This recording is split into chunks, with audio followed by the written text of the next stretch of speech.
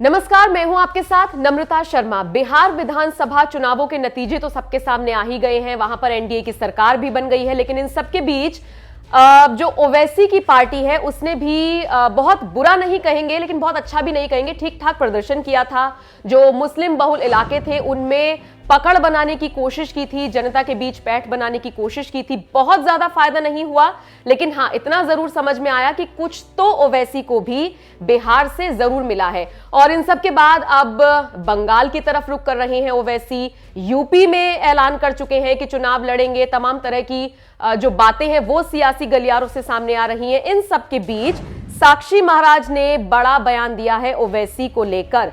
दरअसल उन्नाव से बीजेपी सांसद साक्षी महाराज ने कहा है कि ओवैसी ने बिहार में भाजपा की मदद की थी और अब इसी तरीके से वो बंगाल और यूपी में भी भाजपा की मदद करने जा रहे हैं। दरअसल जिन दिनों बिहार चुनाव चल रहे थे, इलेक्शंस चल रहे थे, उन दिनों ये खबरें सामने आई थी कि बीजेपी की मदद अलग अलग पार्टियां अलग अलग तरह से कर रही हैं। इसमें सबसे पहला नाम तो एलजेपी का ही था।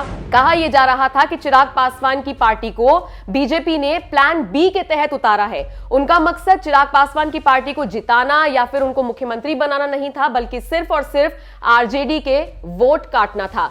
तो कुल मिलाकर इस तरह की खबरें उस दौरान भी सामने आई थी। और उसके बाद जब एनडीए की सरकार बन गई उस वक्त ये खबरें आई थी कि ओवैसी ने भी कहीं ना कहीं वोट काटने का काम किया है आरजेडी के और कांग्रेस के, जो महागठबंधन वहां पर था उसके वोट काटने का काम ओवैसी ने किया था। इस तरह की खबरें थी। और अब जिस तरीके का बयान साक्षी महाराज ने दिया है, जाहिर तौर पर आने वाले वक्त में बड़ा बवाल ऑब्वियसली मच सकता है, क्योंकि देखिए और भी बहुत सारे दल हैं जो इसको एक तरीके से भुनाने की कोशिश करेंगे और जनता के बीच इसको एक अलग तरीके से पहुंचाने की कोशिश करेंगे क्या इसकी शुरुआत भी हो गई है। सपा की तरफ से पलटवार कर दिया गया है। दरअसल समाजवादी पार्टी के नेता हैं जिन्होंने बाकायदा निशाना साधा है साक्षी महाराज पर और कहा है कि हम तो पहले ही कह रहे थे कि बीजेपी के साथ ओवैसी की पार्टी मिली हुई है। और जिस तरीके से बयानबाजी आई है साक्षी महाराज की तरफ से, यह साबित हो गया है जो हम बात पहले से कहते आ रहे हैं।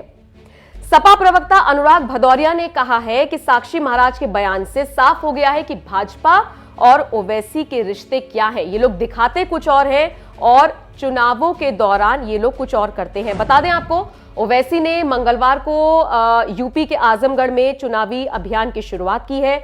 और आपको बता दें जो सपा प्रमुख हैं अखिलेश यादव, वो आजमगढ़ से ही सांसद हैं। तो जाहिर तौर पर जब इस तरह की बयानबाजी साक्षी महाराज की तरफ से आई तो फिर उस पर पलटवार तो होना ही था। और आपको यह भी बता दें कि साक्षी महाराज का बयान सामने आने के बाद सबसे पहले समाजवादी पार्टी ने ही पलटवार किया है। आपको याद होगा हाल ही में ओवैसी ने समाजवादी पार्टी को लेकर एक बयान भी दिया था। उन्होंने कहा था कि मैं इतनी बार कोशिश कर चुका था यूपी आने की, लगभग 12 बार मैंने कोशिश की लेकिन मुझे आने नहीं दिया था। तो इनकी जो राजनीति है वो जमीन पर नहीं है, सिर्फ फेसबुक तक ही सीमित है। तो जाहिर सी बात है जब ओवैसी इस तरीके का निशाना साध रही है सपा पर तो फिर सामने से भी तो जवाब मिलेगा। और इससे अच्छा मौका क्या हो सकता है जब खुद बीजेपी सांसद ने कह दिया कि भाजपा की मदद कर रहे हैं ओवैसी, पहले भी की है और आगे भी करेंगे।